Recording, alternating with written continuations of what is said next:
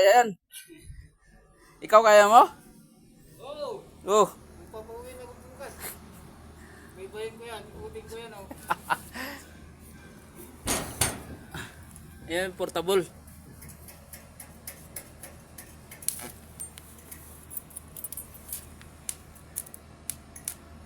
Yan ang talentadong Pinoy, daming alam.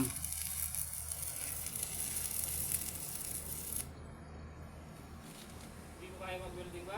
Ha? Hindi mo alam mag-welding? Hindi. Turuan mo ko? Magawa nga ng bata, alam mo eh. Ito pa kaya? Turuan mo ko? Paano kita tuturuan eh? Uwi na ko bukas. Eh, kukulong na ko bukas.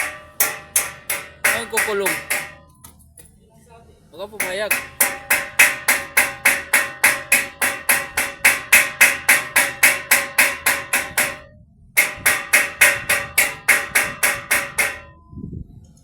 Eh, kahit di ako papayag kung yun ang sabihin ko. Wala akong magagawa. Ano yan, nakasaksak sa kurente yan? Hindi yan, ano, hindi yan walang sariling ano yan? Sa outlet lang to eh. 220 to eh. Ano ba yung isaksak mo sa, ano ba sa atin? Oo, sa atin, parehas din ang kuryente na sa dito. Eh, paano kung mababal yung amperes ng plangka mo? Yo, Amperes ng kwentador ay yung plangka. lagyan mo ng 30 ampere. Yung breaker mo. Pag 30 amperes, pwede kahit may mga... 20 ampere lang, wala, hindi kaya. Ha? Pag 20 ampere lang, hindi kaya. Kaya nga yung mga... Kailangan bunutin mo yung mga ref. Hindi. Pagka Basta gumamit. maggawa ka ng sariling 30 ampere, yun na yun. Yun na yung saksakan mo ng welding. Paano kung wala nga?